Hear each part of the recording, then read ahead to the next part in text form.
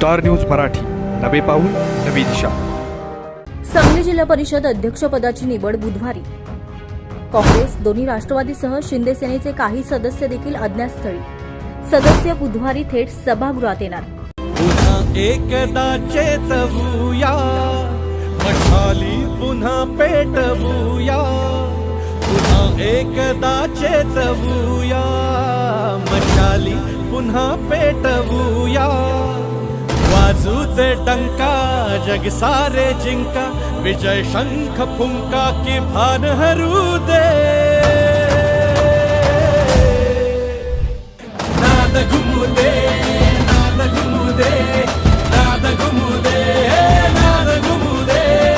भारतीय जनता पार्टीच्या खानापूर तालुका उपाध्यक्षपदी माननीय करण लक्ष्मण जाधव यांची निवड झाल्याबद्दल हार्दिक अभिनंदन. शुभेच्छुक भारतीय जनता पार्टी खानापूर तालुका. सांगली जिल्हा परिषद अध्यक्षपदाची निवड बुधवारी होणार असल्याने आता सर्वच राजकीय पक्षांची हालचाल वाढली आहे. या पार्श्वभूमीवर भाजपकडून दगाफटका होऊ नये म्हणून काँग्रेस आणि दोन्ही राष्ट्रवादीच्या सदस्यांना अज्ञात स्थळी नेऊन ठेवण्यात आले. दरम्यान एकनाथ शिंदेंचेही काही सदस्य अज्ञात स्थळी गेलेत.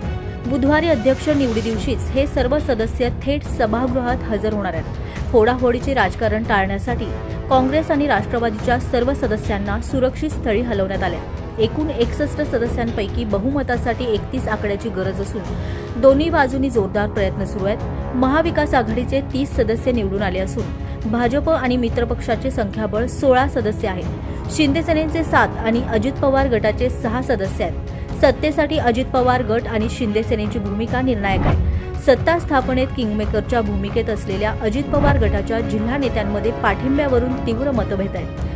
जिल्हाध्यक्ष निशिकांत पाटील वगळता बहुतांशी नेत्यांचा कल आघाडीच्या बाजूने आहे. सांगलीवरून स्टार न्यूज मराठीचा रिपोर्ट. आपल्या परिसरातील लेटेस्ट बातम्या पाहण्यासाठी स्टार न्यूज मराठी YouTube चॅनलला आत्ताच सबस्क्राईब करा.